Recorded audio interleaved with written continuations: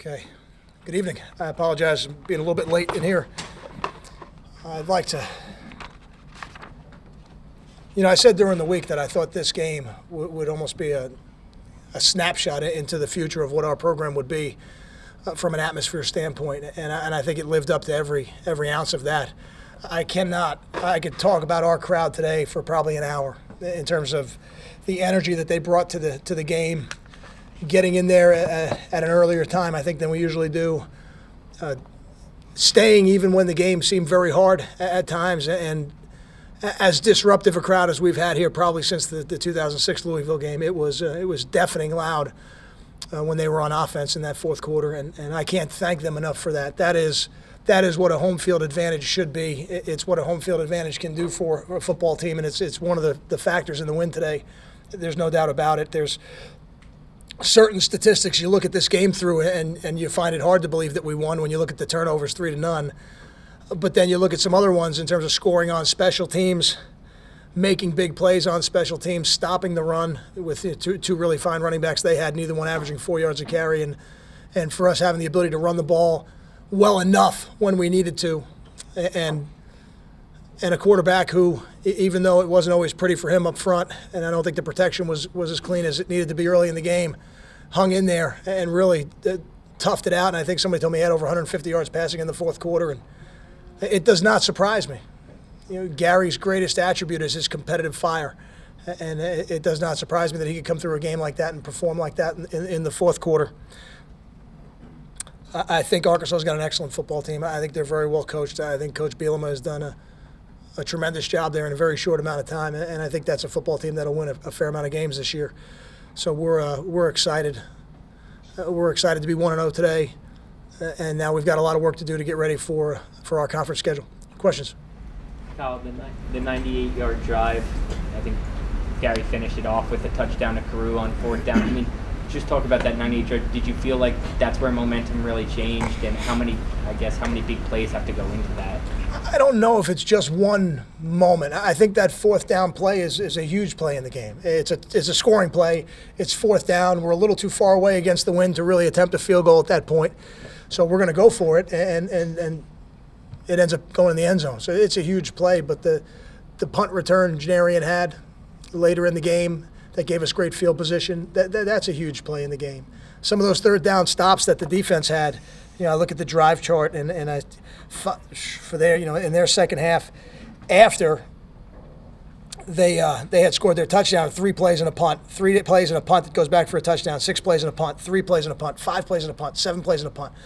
The defense gave us the opportunity to have enough drives so that we could get back in the game, and this is as complete a team win as I've been a part of in my career.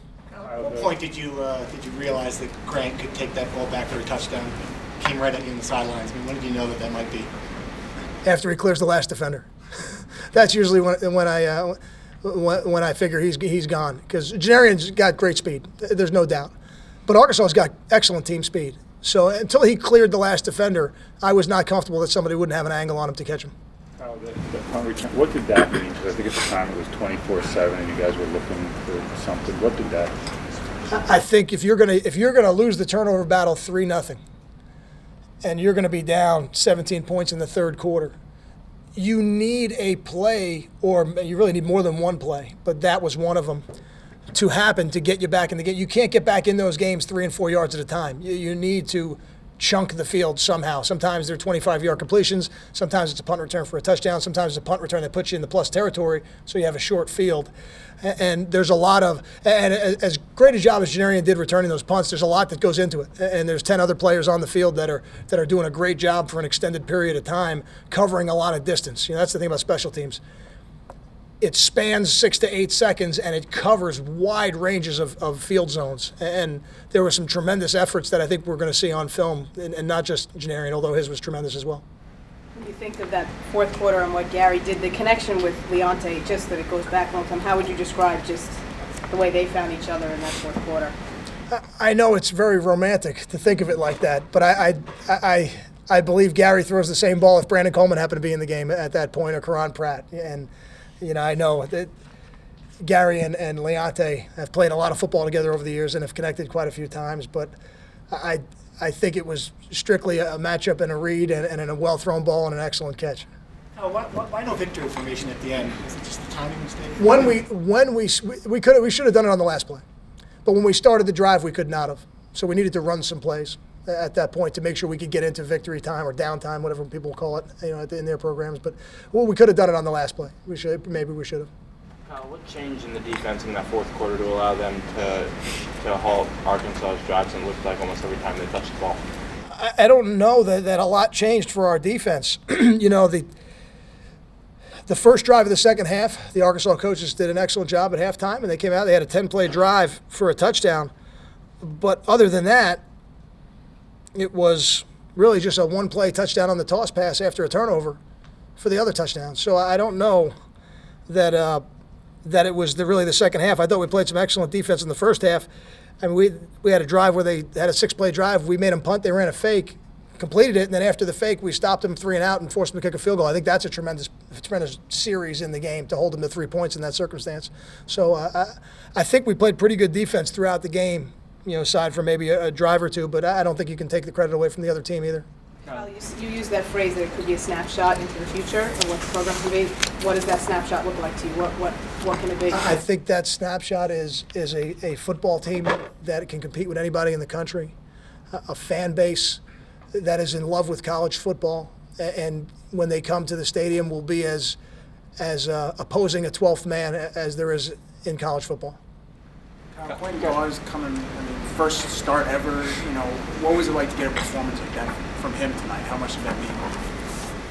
I thought this would be a game Quentin would really enjoy. Quentin's a physical football player. Arkansas is a physical football team. We knew that we were going to be tested in ways that we hadn't been tested in the first few games physically, and I knew Quentin was looking forward to that. It doesn't surprise me. I think we have 7 tackles. Is that right? Almost had a scoop and score touchdown. 3 TFLs, yeah. Any update, 2-part question really, I guess, any update on what happened to Postgame and with him on the sideline, how impressed were you with the way Savon was able to run out the clock with 3 really clutch runs? I don't have an update on PJ just yet. It's a lower leg injury. I'm not sure exactly what it is. But Savon, that type of performance doesn't surprise me. Savon is a proven commodity to me and somebody that we have trust in, that we have faith in. And at that point, when PJ goes down, we're going to hand the ball to Savon, and we expect him to perform at a high level, and he did. He did a good job for us.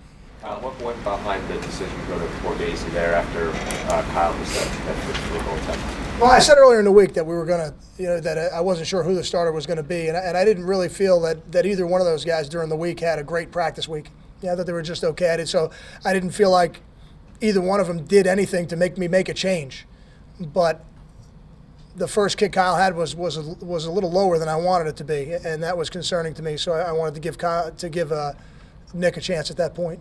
And as he hit the ball in some of those extra points, it got up a little quicker. And there's a lot to be said for early rise. I mean, they're a very strong defensive front, and they've got some tall, long guys. If the ball doesn't get up quick enough, that's why it gets blocked the way it did on that first one. What did you do well defensively to stop their running game? I think it starts up front. I think you have to win up front. If you let the people the size of their offensive line move your defensive linemen back into the linebackers, you have very little chance of ever stopping them. You need to make plays in the backfield. Somebody spoke about Quentin Gauze's TFLs. I'm sure he wasn't the only one that had TFLs or stops for 0 or 1 yards in the run game. And I'm going to tell you without looking at the film that we probably played a pretty good game up front with our defensive line, and I thought that'd be one of the keys. Kyle, a week ago, Gary's concussed, and in the first half he sacked 3 times. How much of what unfolded in the second half was part of your frame of mind at halftime? When Gary had his issues last week, as I said, the medical staff makes those decisions, and they don't make them on a whim. They have a procedure that they go through, and when they tell me that Gary's good to go, then he's good to go. So, we don't hold anything back in the game plan. Gary goes out there and he runs the team, and we know he's going to compete. I'm not happy that he got sacked. It has nothing to do with what happened last week. We need to protect him better. And I think we did protect him better as the game went on. So I'm pleased that we were able to learn through the game and do a better job to give him a chance to stand back there. On the 4th down touchdown to Carew, do you get involved in a play call like that or give thoughts, or is that totally just wrong? I get involved in telling Ron that we're not going to kick the field goal, but I try to tell him that on 3rd down. You try to give the play caller the advantage of being able to set the plays up in his mind. I don't want him to think if we don't make it on third down, we're going to kick it on fourth down. I try to tell him as early as possible. Not that you can tell him all the time early, but in that case, I think I told him after second down that he had 4 downs. Kyle Tyler-Croft, 6 catches, 132 yards. I think it's the first 100-yard game for a tight end in like 7 years. What did you see out of him?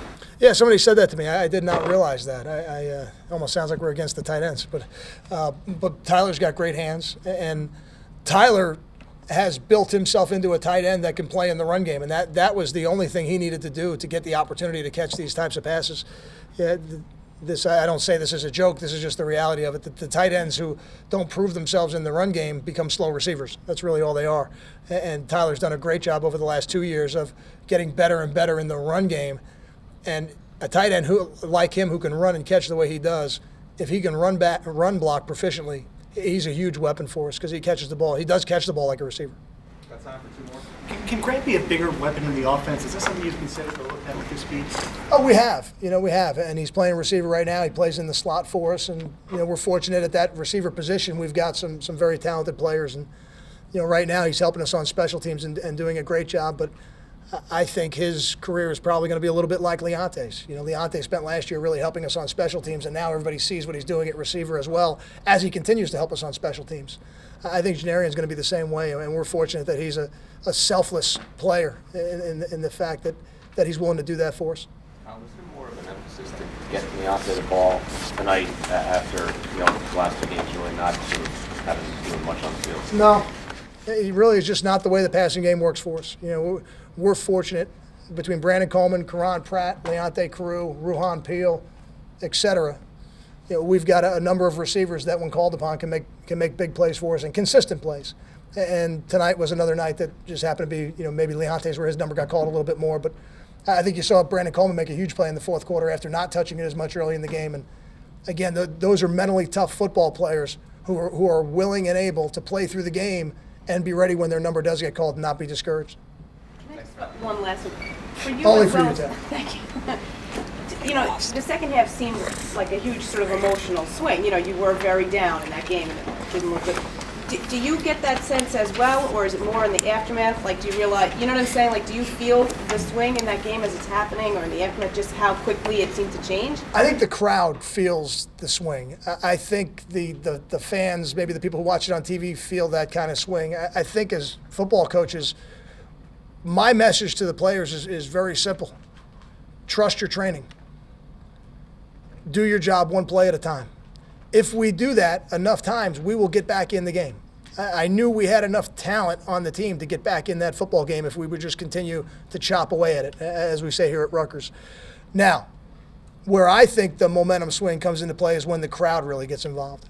And when our crowd is able to get involved on first down and second down, because we've got them pushed back a little bit into that student section, that I think is an emotional boost for every player on defense who's out there. Thanks, guys. I appreciate you staying around.